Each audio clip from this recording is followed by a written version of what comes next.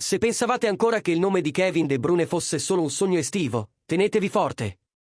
L'incontro c'è stato, la trattativa è reale e il progetto è ufficialmente sul tavolo.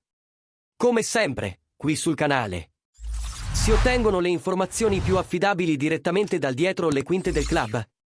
E quello che stiamo per rivelare dimostra che Giovanni Manna, con il pieno appoggio di De Laurentiis, è pronto a fare la storia con uno dei trasferimenti più audaci del calcio moderno. Quindi lasciate i vostri like, iscrivetevi al canale e attivate la campanella, perché il sogno è vivo e più vicino che mai.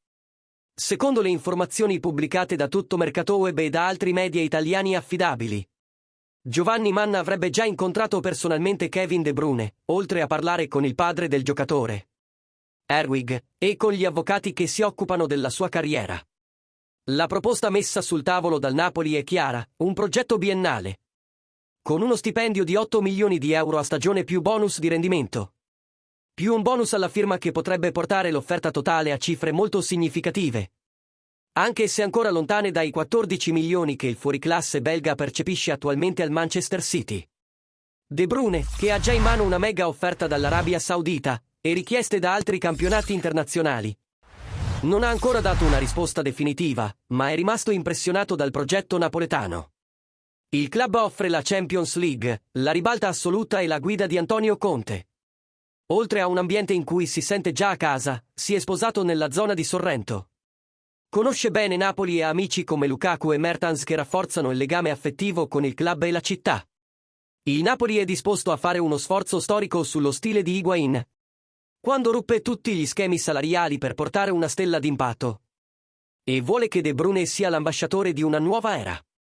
Il progetto tecnico di Conte, sommato al nuovo centro sportivo in fase di sviluppo e al ritorno garantito in Champions League, formano un pacchetto competitivo ed emotivamente attraente per un giocatore che vuole brillare ancora per 2 o 3 stagioni ai massimi livelli prima di pensare alla MLS o al mondo arabo.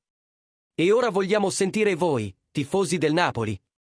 Pensate che De Bruyne accetterebbe di ridursi lo stipendio per vivere questa sfida a Napoli? Sarebbe il più grande acquisto della storia del club? Commentate la vostra opinione qui sotto e condividete questa notizia con i veri tifosi azzurri. E naturalmente, se vi sono piaciuti questi retroscena, lasciate un super ringraziamento per rafforzare il canale e continuare a ricevere tutto ciò che riguarda il nostro glorioso Napoli.